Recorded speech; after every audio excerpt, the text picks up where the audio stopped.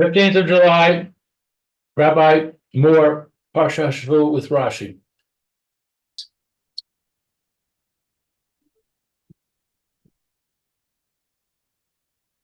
Oh, shit.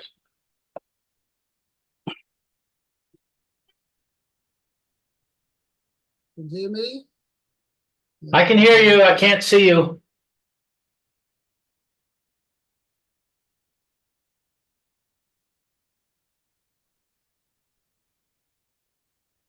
Okay. Okay. Let's go. I can see you now. Let's start the Parsha. Yeah, good.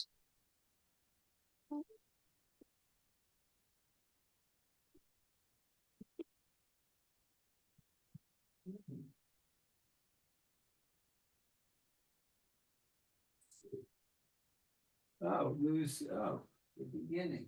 Okay, should we make a start? Yep. Where do you want to start? In the beginning of the Parsha. Okay, Vayar Balak ben Tzipor. We didn't manage to do yesterday.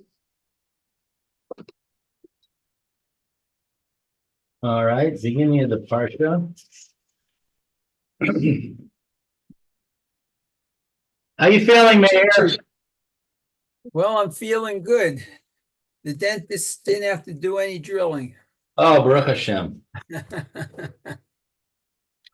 Vayar Balak ben Tzipor, Ace Kol Asher Asa Yisrael La'emori. So let's see. Balak, the son of Tzipor, saw all that Israel had done to the Amorite. Right, Amorites. Okay, it says Rashi says, Vayar Balak ben Tzipor, Ace Kol Asher Asa Yisrael La'emori. Amar, he said, that is, Balak said, Elu Shnei Melachim. These are two kings. these two kings.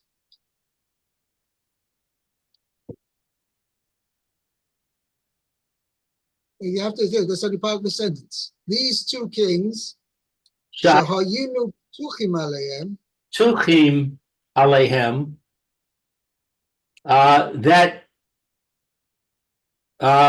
we had confidence in them. or we were relying on them.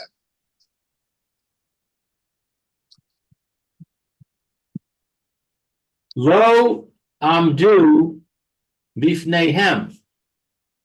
They did not stand up before them. That is the Israelites. Anu al achas kama v'chama. How much more so for us? Lefichach. Right. Therefore, Vayarag Moav. Vayagar Moab. Vayagar Moav. Moab cringed. Right. Translate well, I'm extremely frightened.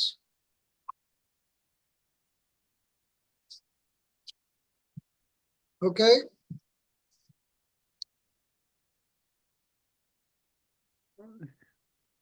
Okay. Yeah. By the way, the Gemara in Brachas says over here that according to one opinion, Parshas Balak should have been added into the Krishma. Just like we say Parshas Krishma. So Krishma every day. Also, we should say Parshas Balak every day. Why is that? And the Mefarshim say, why? What's so unique about this? Besides the fact that HaKadosh shows HaKadosh Baruch Hu's special love for Klal Yisrael, that HaKadosh Baruch Hu, even though Bilam Balak and Bilam wanted to curse the Jewish people, HaKadosh Baruch Hu protected them. But more especially, who told us this whole story? Where do we know all about this? This whole story with Balak and he called Bilam and the whole conversation between them, that Balak, where did Moshe Rabbeinu get the story from? CNN?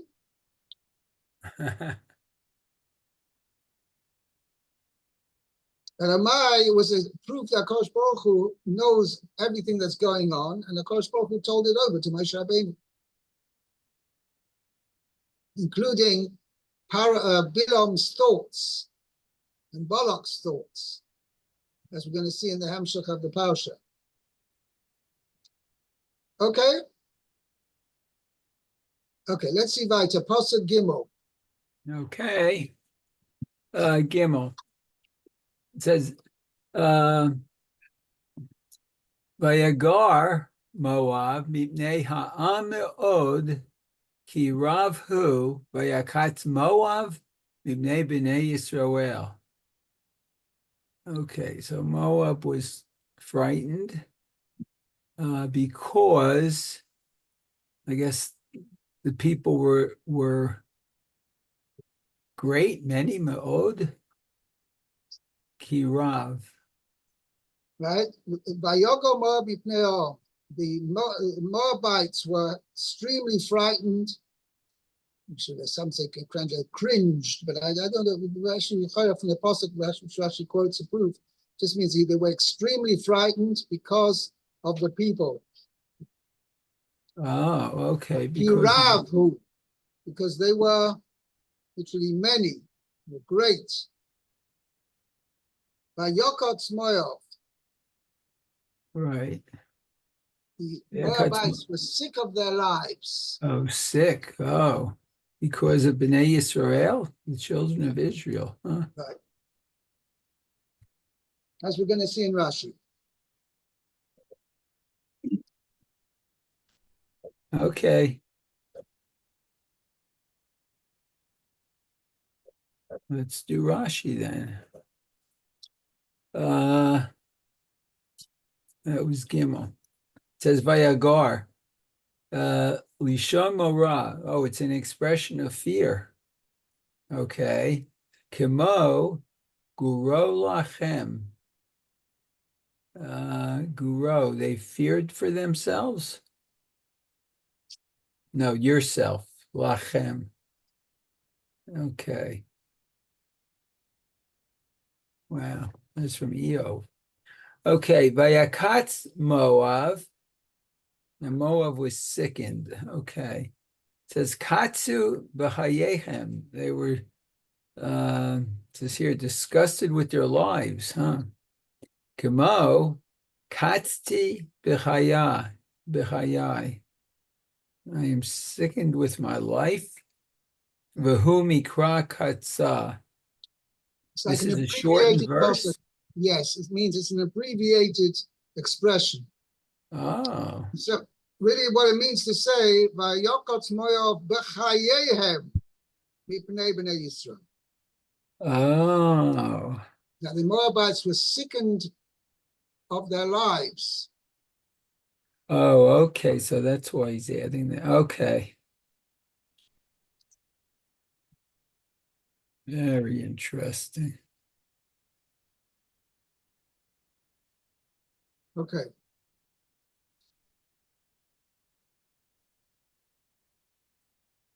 Fine. Let's go on to Pasuk 4.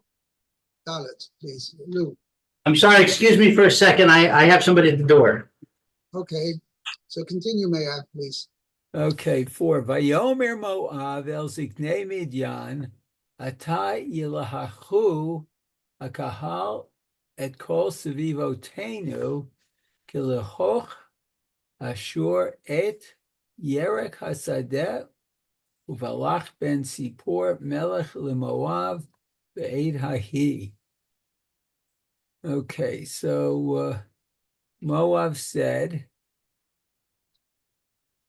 to the elders of Midian, Ata, now this congregation will go.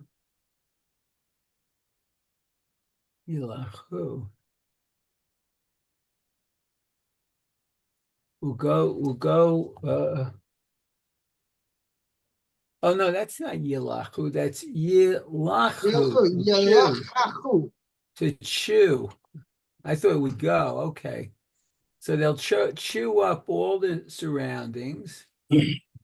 As the ox chews the greens of the field. Yeah, so Lemaisa, the Lachachu doesn't mean to necessarily to chew, it means to lick up. Oh, lick up. Oh, isn't lechi a cheek? Correct. Oh, okay. So they'll lick up the greeneries of the field. Okay. Apparently, the way a cow eats, it takes its tongue and wraps the tongue around the grass or whatever, and then gives it a yank out. Oh, that's interesting.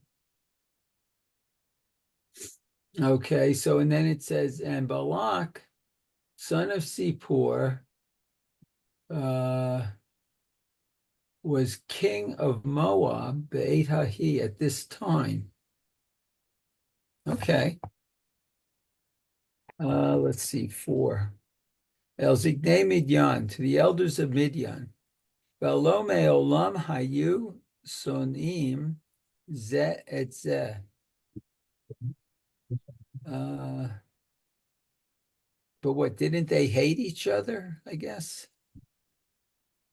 Shenemar, as it says, Amaket et Midyan b'stei Moav, who struck Midian in the fields of Moab. Sheba'u Midian ad Moab l'milchama. That Midian came against Moab for war. Ella v'yiratan shel Yisrael, but out of fear for Israel. Wow. Asu shalom b'neihem. So they made peace between them.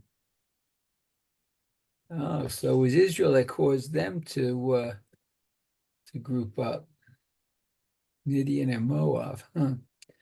Okay, next. I don't know if this is the next Rashi or continuation. It says, Umara Moab. And what did Moab see? Litol Eitza Mimidyan. To take advice from Midian. Kevan Shira'u et Yisrael. Since they saw Yisrael, no tzechim. Being victorious. Oh, being victorious. Oh, Shaloi k'minhag ha'olam. Oh, okay. So they were victorious, not like the usual minhag, the usual A way. supernatural way. Mm-hmm. Okay.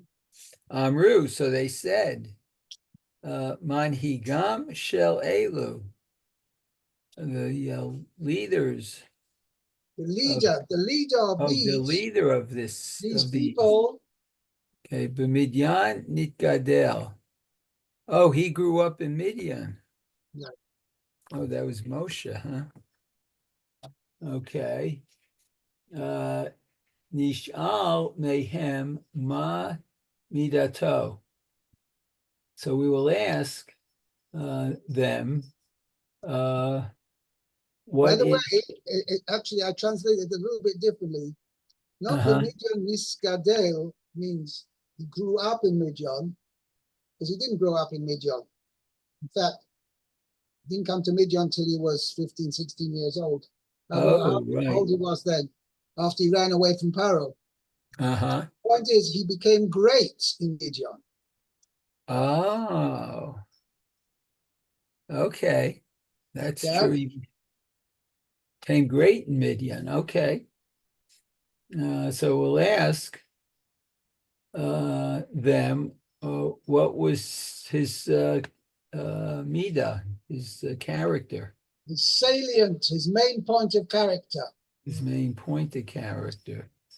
Amru lahem, so they said to them, Ein koho ella bepiv. He had nothing but power in his mouth. Wow. Amru, so the Moabites said back, I guess, Af anu navo alechem. So we will come, navo, we will, come on them, against them, the Israelites. Okay, but Adam shekocho bepiv. With a person that has power in his mouth. Oh, wow. Okay, going on. Kilechok ashur. And as you said, there's the ox licks up kol mashe hashur milachek. Whatever the ox licks, ein bo bracha. There was no There's blessing in it. Yeah. Wow. There's no blessing. Okay.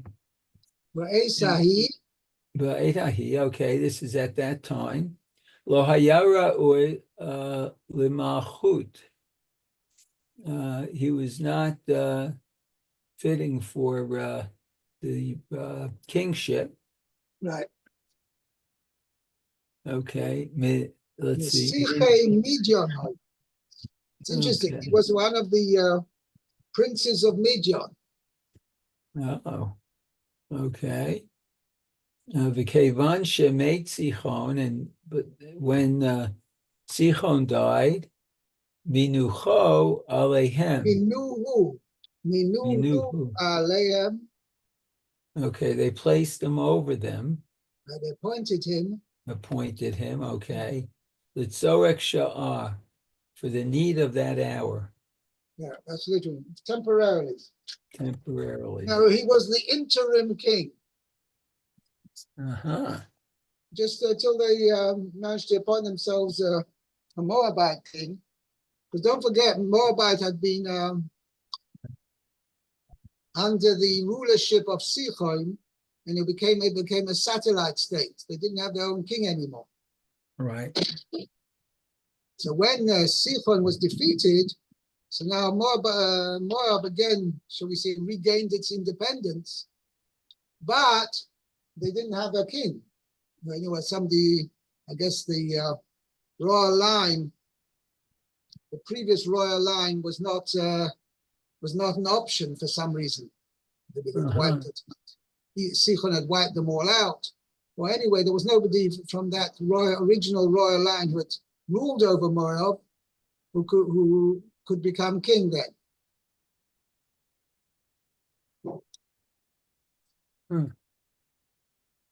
Okay?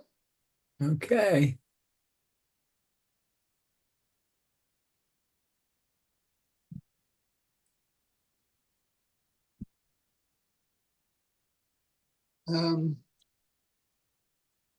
Fine.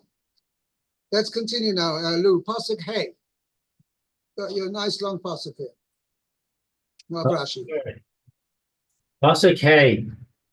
Vayishlach Malachim El Bil'am ben Beor Pesora Asher al Ha-Nahar Eretz B'nai Amo Likro Lo Lemor Hine Am Yatsa Mi Mitzrayim Hine Chisa Es Ein Haaretz Behu Yoshev Mi Muli. So it means he sent messengers to Bilam, son of Beor, to Pethar, which is by the river of the land of the members of his people. So you translated it as to Pesor, to Pethor, whatever they translated. It means that Pesor is a town, name of a town, city, which to where where Bilam was residing. Okay, we'll see in Rashi. Rashi has two explanations with regard to that. Okay, continue, please. To summon him, saying, you see, a people has come out of Egypt. Right. We see it has covered the eye of the land, and it rests opposite me. He's dwelling. Rest, not rather resting. He's dwelling opposite me. Yoshev. Yoshev doesn't mean to rest necessarily. It means Yoshev means to stay, to dwell.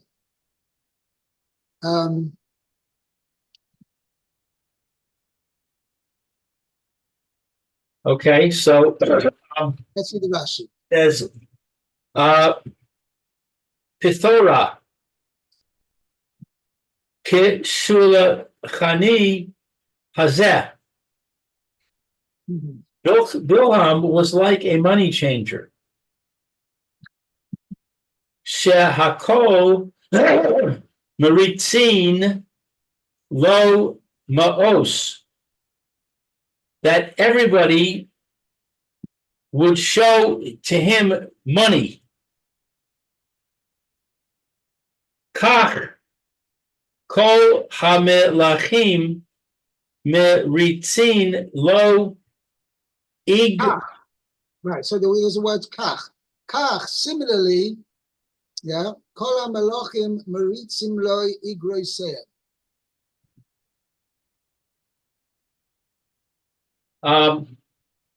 So all of the kings would my English says would rush to him letters. I don't think that means Maritzim Lo. In this context means Russian. So they would just send him. They would send him their letters. Yeah, I wrote a note here that says Maritzin means to show. Yeah, okay. You use the term also similarly in Ivrit. Yes, haritz means also to show. Means yeah.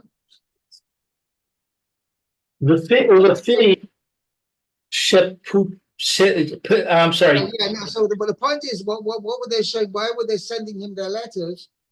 The point was to seek his advisory powers.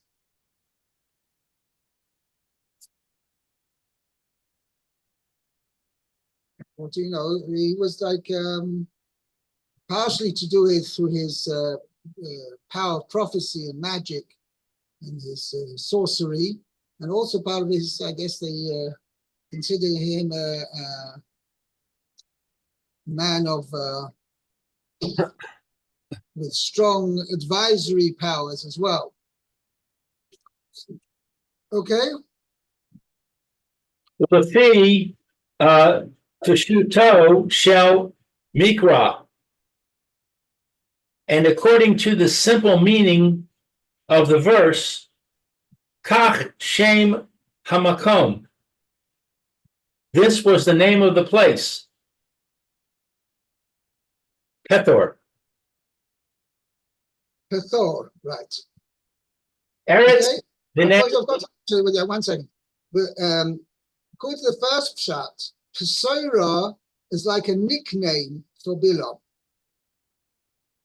Means they sent messengers to Bilam, the son of Beor, the, how do you call him?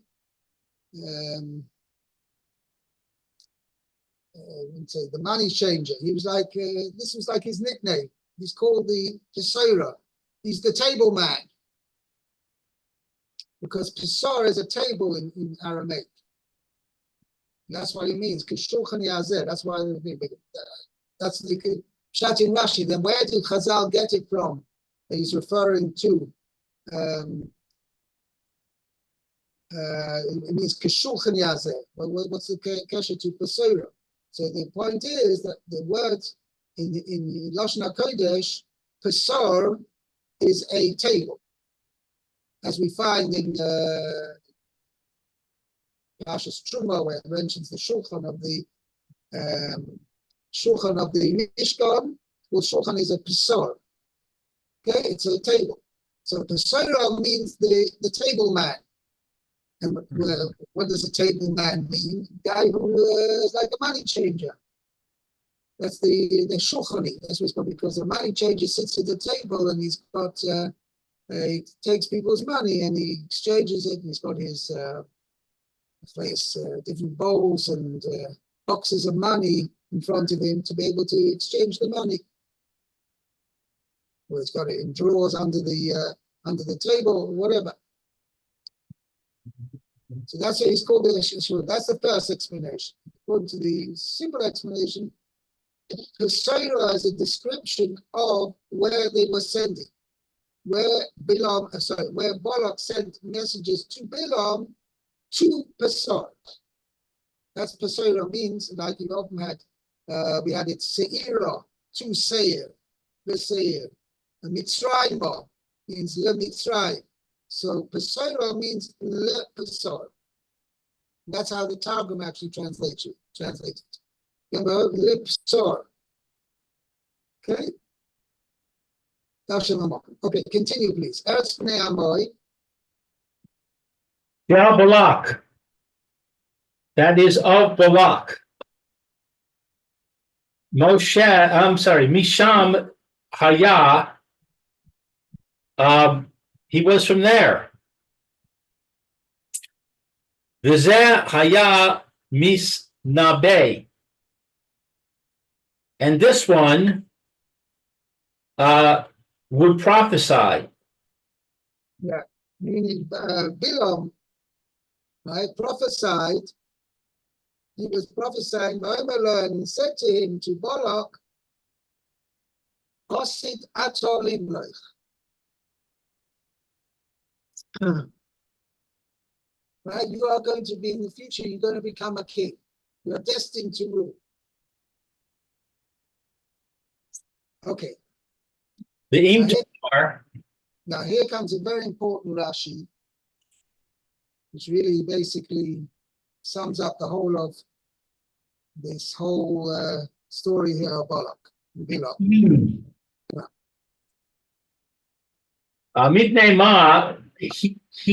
Hishra Hakadosh Baruch Hu Shekinaso. Shechinaso.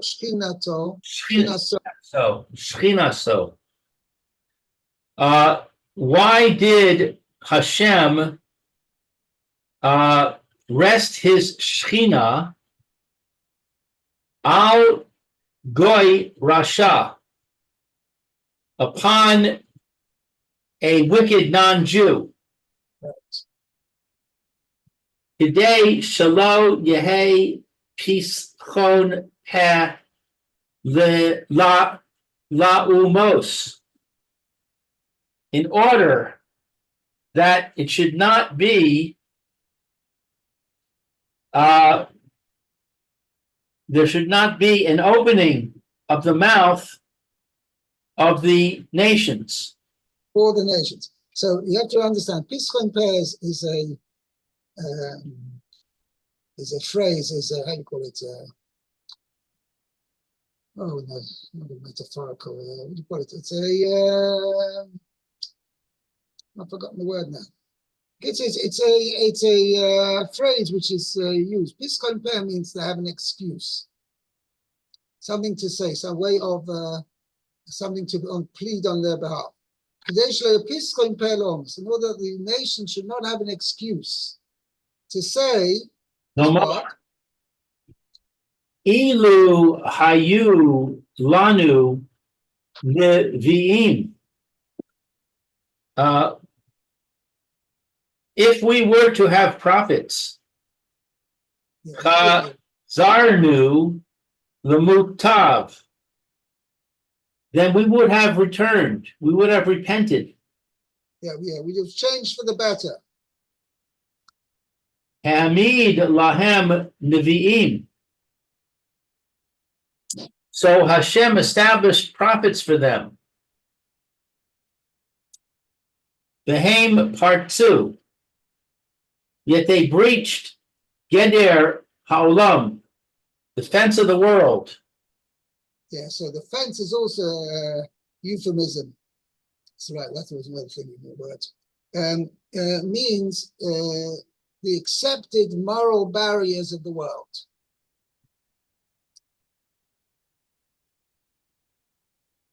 It's referring to means the Why is the word prophets plural? so who are you saying there's only one prophet? It was only Bilam? Yeah. Yes, they say that Baor, his father, was also a prophet. Okay. Haim, I don't know, maybe it's just we only find Bilam was the one who breached the accepted moral barriers of the world.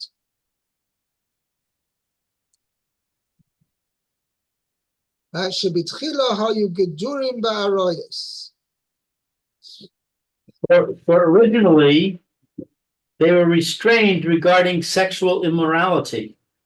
Right. V'zeh, but this one, Nasan lahem etza, gave to them advice. Lahafkir atzman, to make ownerless themselves to lust. Right, listen to immorality. To embed. I just translated to act promiscuously. Okay. Likro lo, to summon him. Hakari'ah haisa shalo. The summoning was his own. Well, yeah, it was for him, right. V'laha na'aso, for his benefit. Shaya posek lo, Momon Harbe. for he set for him much money.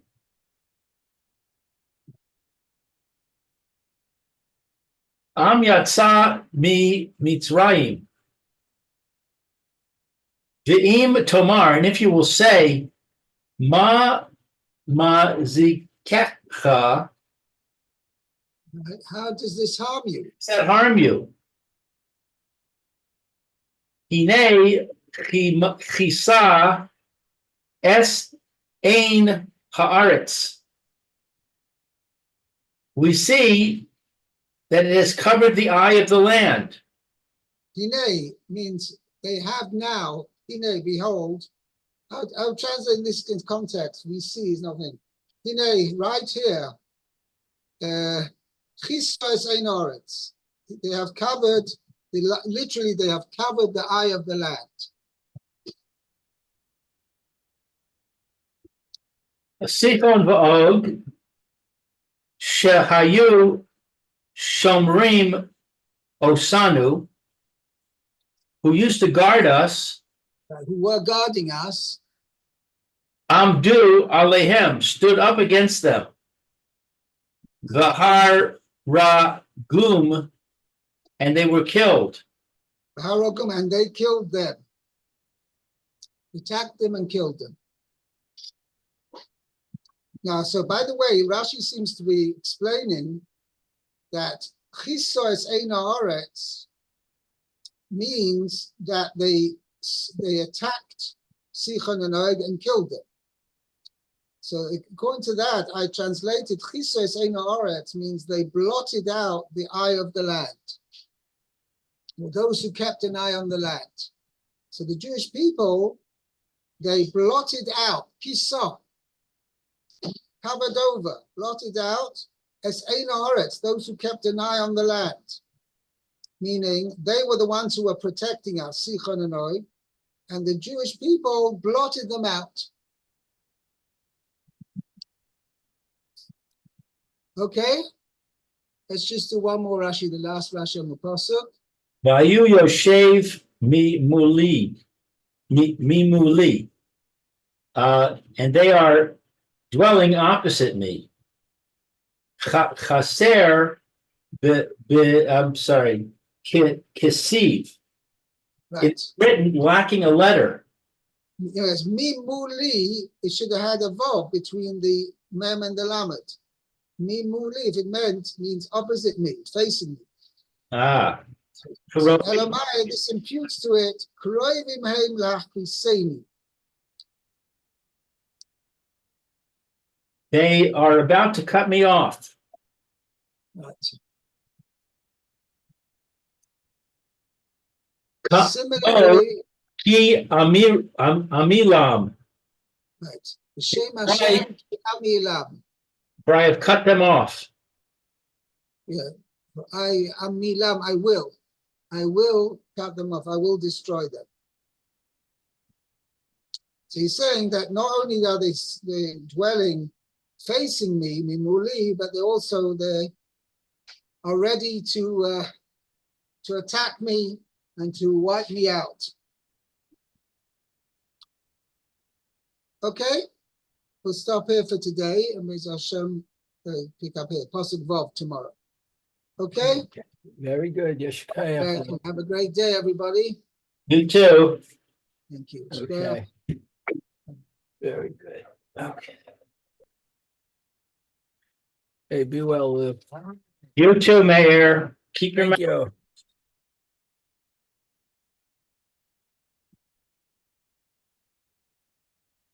you. Okay.